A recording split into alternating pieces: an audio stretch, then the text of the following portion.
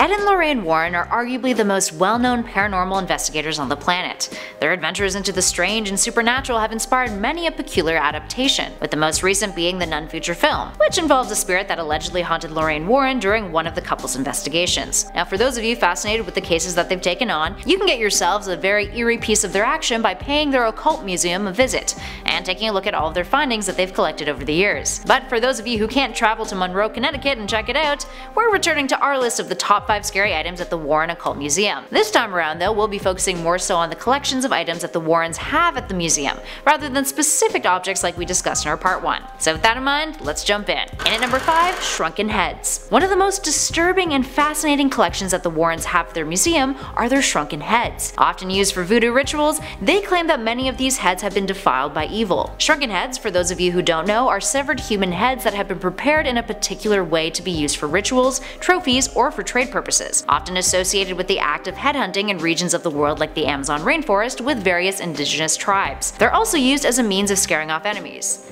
Which, yeah, totally understand how that works. Would not go anywhere near that. And at number 4, a vampire coffin. While vampires are often portrayed as sex symbols in movies and books, vampires in real life, if they do exist, are allegedly much more dangerous.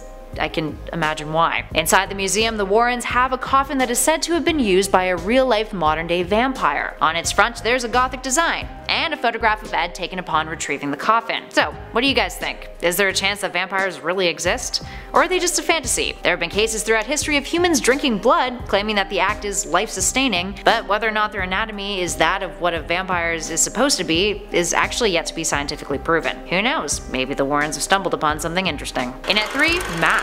The Warrens have a variety of strange and obscure masks in their collection from all over the globe, including parts of Africa. They've researched over 3,500 cases, so naturally they've come into contact with many a mask with nefarious origins. One mask was used as a topa for diabolical protection. There are voodoo masks accompanied by ritualistic objects. Others have been possessed, and when someone puts on the mask, they risk becoming possessed themselves. Other masks have previously been possessed and no longer are, but are kept at the museum for safekeeping. Typically, the Warrens keep objects that are still possessed or have risk of harming humans locked within glass cases.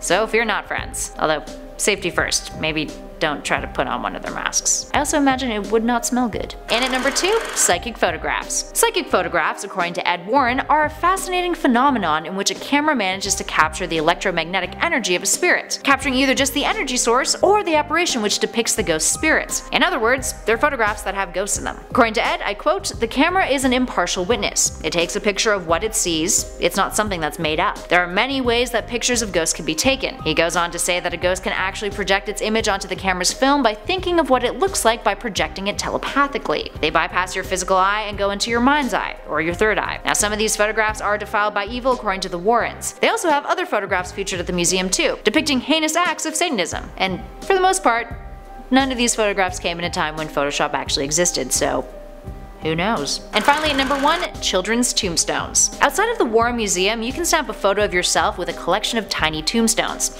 Now these tombstones, all of which previously belonged to deceased children, are said to have been used as satanic altars in various rituals. Now throughout history, tombstones have been used as part of rituals in a practice that is often referred to as satanic ritual abuse, and was considered a subject of moral panic in the US during the 1980s that spread throughout parts of the world in the 90s. It was often associated with individuals who had dissociative identity disorder. It was also the focus of conspiracy theories in which SRA organizations, whose members were allegedly wealthy and powerful individuals, would abduct children and use them for sacrifices, as well as pornography and prostitution. It's not the only item that has ties to young children at the museum either. The Warrens also have a spike that was used to kill a baby by its own mother as a sacrifice to the devil in an act of Satanism.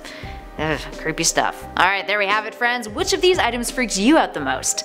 Give us a shout in those comments below and let us know. If you dug this video, hit that like button, and for more creepy content, be sure to subscribe. Also, if you haven't seen the part 1 of our list, be sure to check that out too. In the meantime though, thanks for watching everybody. I'll catch you on the next video.